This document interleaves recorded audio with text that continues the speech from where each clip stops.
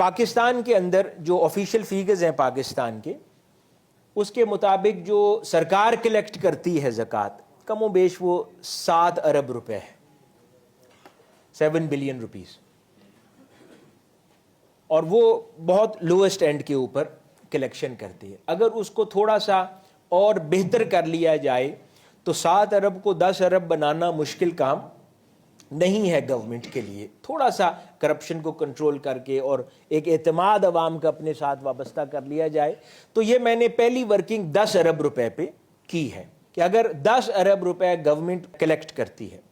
اور بجائے اس کے کہ وہ 2-2 3-3 ہزار روپے کر کے نابینا افراد میں تقسیم کرتی ہے، اور وہ بھی موسٹلی کرپشن کی نظر ہو جاتا ہے، یعنی وہ لوگوں نے اپنے ملازمین کے نام وہ نکلوائے ہوئے ہیں پرچیاں۔ تماشا ہم جانتے ہیں پاکستان میں کیا ہو رہا ہے۔ اگر اس کو پراپرلی ایک سسٹم کے تحت باندھا جائے اور 10 ارب تقسیم کرنے کے لیے پاکستان کی حکومت کے پاس ہو تو اس کو اب جوڑا جائے مائکرو فائنینسنگ کے ساتھ۔ مائکرو فائنینس کو تھوڑا جن لوگوں کے علم میں نہ ہو میں عرض کر دوں، پاکستان کے اندر جیسے بہت سارے بینکس ہیں، اسی طرح پاکستان کے اندر ایک تو ریگولر بینکس ہوتے ہیں نا جو بڑے قرضے دیتے ہیں، ایک مائکرو فائنینس بینکس ہوتے ہیں جو چھوٹے قرضے دیتے ہیں، کاروباری قرضے دیتے ہیں، گھر کے لونز دیتے ہیں اور ضرورتوں کے لیے۔ ویسے پاکستان کے اندر 11 بینکس ہیں جن کو اسٹیٹ بینک نے ریگولیٹ کیا ہوا ہے، اور آفیشلی 11 مائکرو فائنینس بینکس ہیں، اور مائکرو فائنینس بینکس سے پھر ایک درجہ پہلے نان بینکنگ فائنینس کمپنی کہلاتی ہے، باہر اس کو کریڈٹ یونین کہتے ہیں۔ Naan banking finance company bank سے ایک درجہ کم ہوتی ہے لیکن بینک کی طرح آپریٹ کرتی ہے، اور پھر اگلے مرحلے میں وہ بھی بطور مائکرو فائنینس بینک آپریٹ کرتی ہے۔ تو ویسی کمپنیز 25 ہیں پاکستان میں، 11 مائکرو فائنینس بینکس ہیں اور 25 نان بینکنگ فائنینس کمپنیز ہیں، وہ بھی آفیشیلی SECP اور اسٹیٹ بینک کے رولز اینڈ ریگولیشن کے مطابق ریگولیٹ ہوتی ہیں۔ تو 25 نان بینکنگ فائنینس کمپنیز ہیں جو مارگیجز، قرضے اسی طرح انٹرسٹ فری دیتے ہیں۔ الحمدللہ لوگوں کے ٹیبل پہ یہ بروشرز ہیں، منہاج کے پلیٹ فارم سے بھی آفیشیلی ایک non banking finance company Almawakhat micro finance company کے نام سے کام کر رہی ہے، جو کہ پاکستان کی جو اونلی 25 کمپنیز ہیں ان میں سے ایک ہے، جو کہ پاکستان کے اندر غربت کے خاتمے کے لیے کام کر رہی ہے۔ اور یہ پروڈکٹس ہیں جو کاروبار کے لیے بے روزگاروں کو دیا جا رہا ہے آپ لوگوں کے تعارف کے لیے۔ اسی طرح اسلامک بینکنگ اینڈ فائنینس کے لیے اسلامک ریسرچ سینٹرز ہیں اور بہت سارے پروجیکٹس ہیں۔ آپ لوگ ان کے اوپر ویب سائٹس پہ جائیں، ایکسپلور کریں، آپ لوگ جانیں گے کہ کتنا کنٹریبیوشن اس وقت منہاج کر رہا ہے پاکستان کے ساتھ۔ تو میں عرض کر رہا تھا ماڈل کہ مائکرو فائنینس یہ جو چھوٹے قرضے ہیں اس کو اور زکوٰۃ کو جمع کر دیا جائے تو یہ پاکستان سے غربت کے خاتمے کا ذریعہ بن سکتا ہے۔ کیسے؟ مائکرو فائنینسنگ کے اندر کیا ہوتا ہے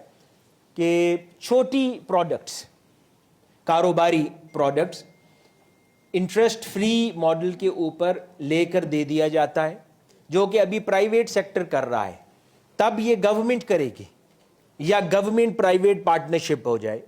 اس ماڈل کو، اسمیڈا ہے یا دیگر ادارے ہیں وہ مل کے اس کام کو انجام دے دیں، تو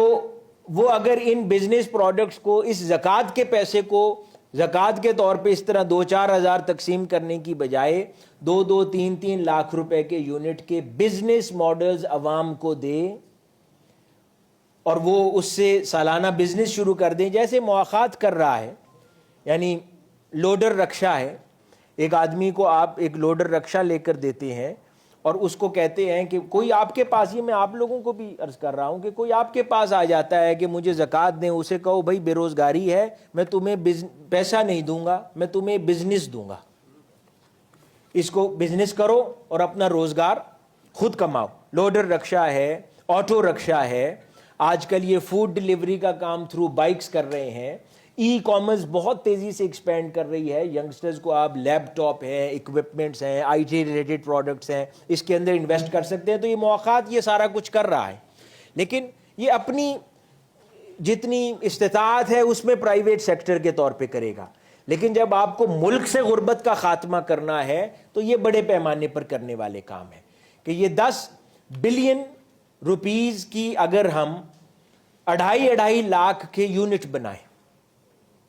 मॉडल तो कोई भी हो सकता है कि गवर्नमेंट प्राइवेट पार्टनरशिप कर ली जाए, इस्लामिक बैंक्स को भी इन्वॉल्व किया जा सकता है इन प्रोडक्ट्स की डिलीवरी के लिए, स्मेडा मैंने कहा उसको इंगेज किया जा सकता है, उनके पास ट्रेनिंग की सलाहियत भी है कि वो बिजनेसेस को ट्रेन भी करते हैं, उनको इंगेज कर सकता है इन्वॉल्व इस गवर्नमेंट के लिए। तो 2.5 लाख के यूनिट्स में इस 10 बिलियन को अगर तकसीम किया जाए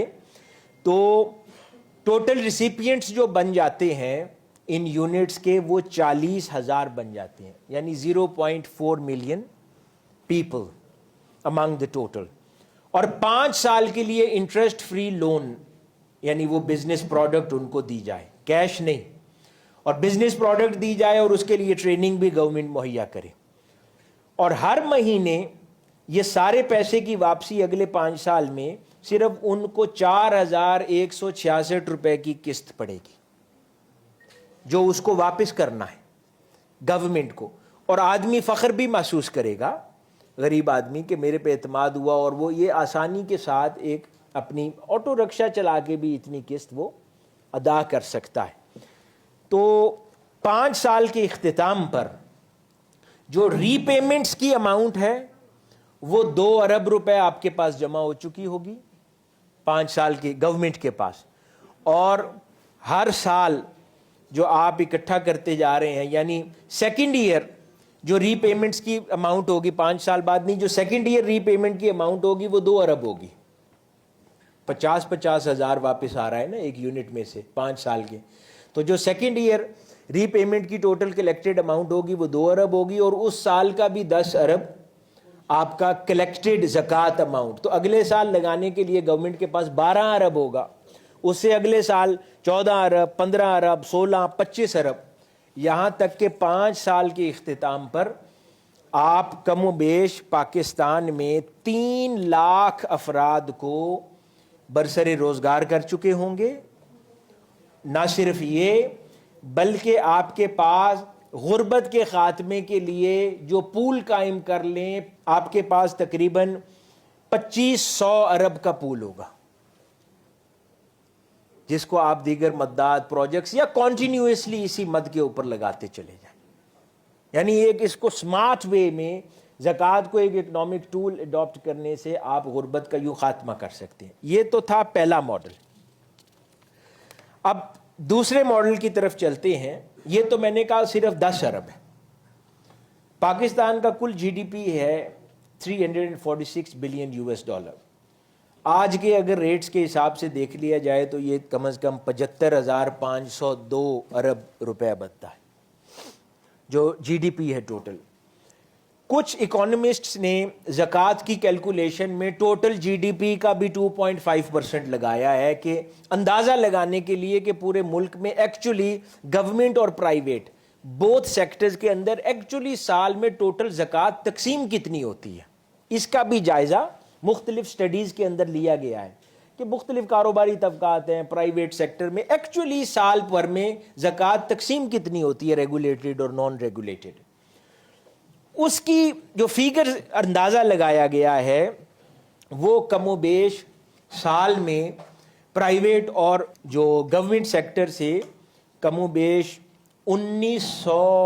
अरब रुपए ज़कात सालाना तकसीम होती है। कितनी? 1900 अरब। चलो सारा आप गैदर नहीं कर सकते, लेकिन इस किस्म की रूल्स पॉलिसीज़ बाकी ममालिक की तरह बनाई जाएं तो मैंने सेकंड मॉडल की कैलकुलेशन की है 1500 बिलियन के ऊपर, यानी 1500 अरब के ऊपर दूसरे मॉडल की कैलकुलेशन की है कि अगर गवर्नमेंट के पास सालाना 1500 अरब रुपए हो माइक्रो फाइनेंस करने के लिए तो नताइज क्या होंगे।